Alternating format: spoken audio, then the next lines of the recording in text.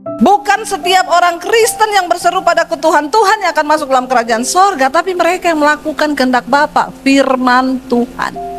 Saudara pikir gampang, terus dikatakan kita akan masuk dalam dimensi yang baru, berkat yang baru. Amin, amin, amin, amin. Hello, kalau hidupmu gak berubah, kalau standar hidupmu tidak sesuai dengan standarnya Tuhan, maaf, engkau gak bisa menikmati semua yang baik dari Tuhan. Di gereja hebat, penyembahan, bahasa roh, itu aja malaikat aja keriting dengar suaramu. Amin. Ngomong sama suami sama istri, memang kamu tuh dasar. Wah, itu dahsyat itu. Setannya pergi. Nah, yang ini boleh tepuk tangan buat Tuhan Yesus. Amin, saudara.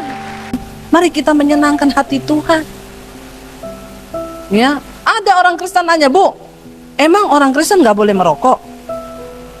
Saya bilang nggak boleh. Di mana ayatnya? Di pom bensin. Saya bilang nggak usah cari di Alkitab kecil hurufnya, baca di pom bensin. No, loh, kan saya cari di Alkitab. Kenapa ibu suruh baca di pom bensin? Saya bilang kalau di pom bensin saja Anda tidak diterima, apalagi di sorga.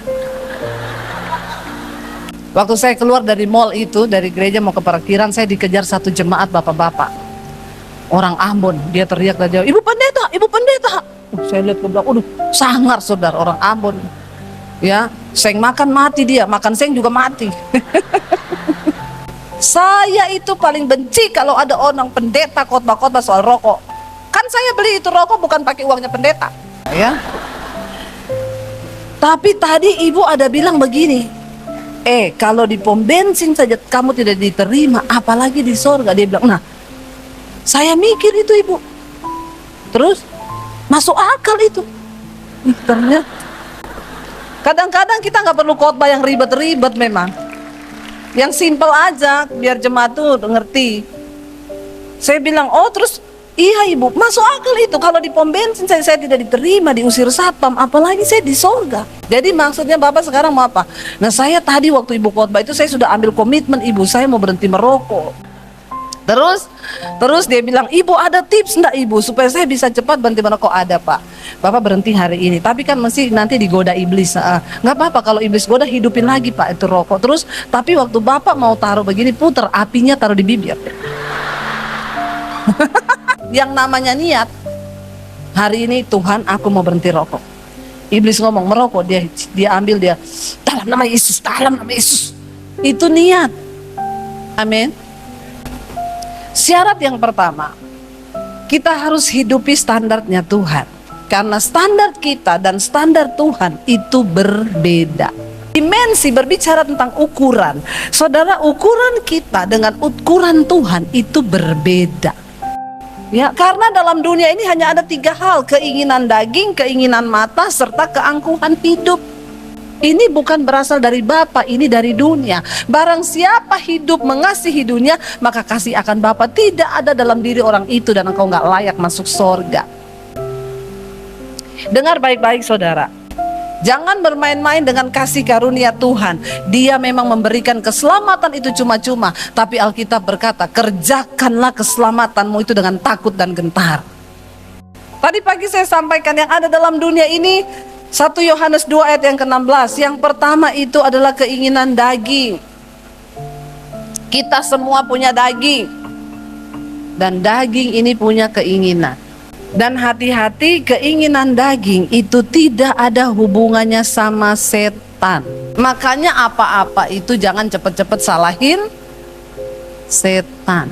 Dengar baik-baik, setan tidak akan pernah bisa melakukan apa-apa kalau engkau tidak setuju dengan bujukannya.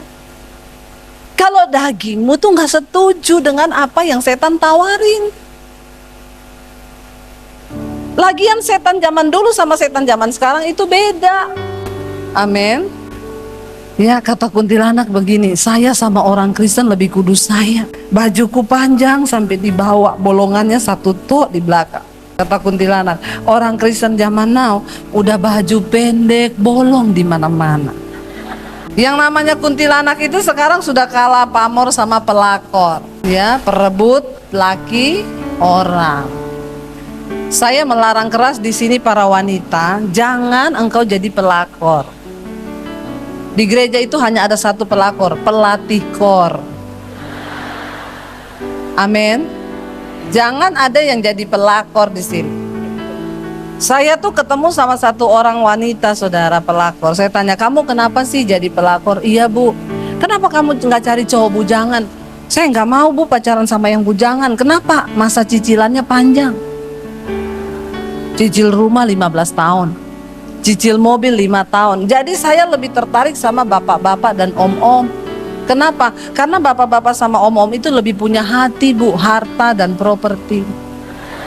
Ya, bapak-bapak di sini ya, terutama saya mau bilangnya, jagai kekudusan pernikahanmu. Bukan cuma jemaat, pendeta banyak yang jatuh. Makanya saya bilang sama suami saya, kalau ada wanita yang ganggu-ganggu, langsung kasih tahu istri, amin. Kenapa Tuhan tempatkan istri di sampingmu, Pak? Karena istri itu penolong, pewaris teman, pewaris kerajaan Allah.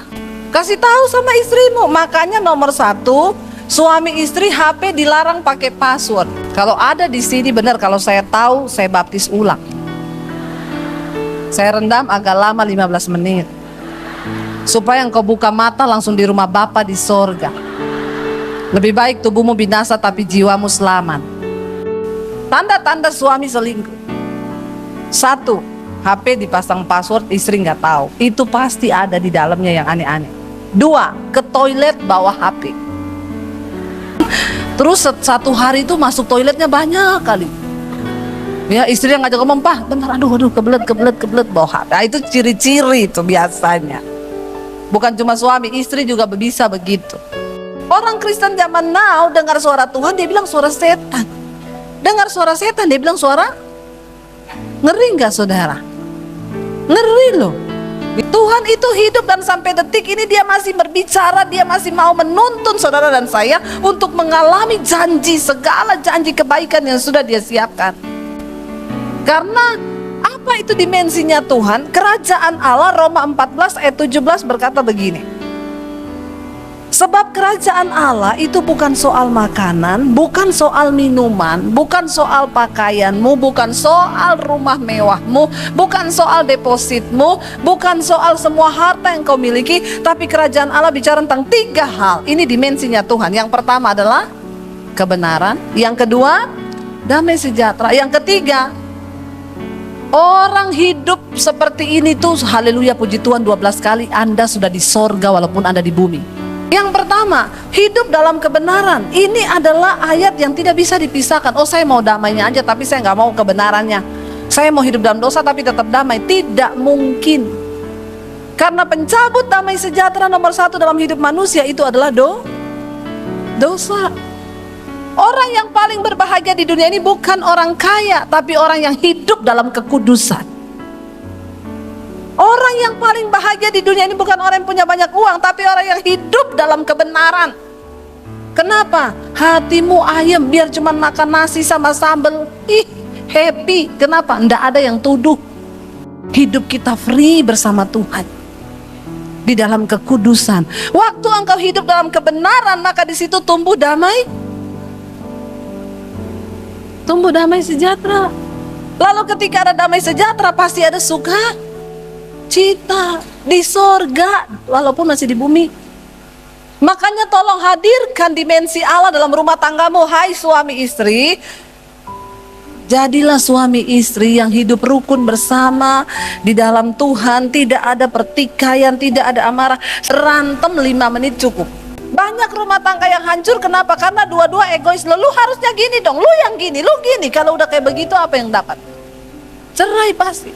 Tapi ketika kita mau berbalik menyadari, oh waktu saya akhirnya melakukan itu, saudara, bikin kopi tiap pagi untuk Tuhan, ngepel untuk Tuhan. Satu kali saya lagi duduk depan TV, suami saya datang bawa segelas kopi.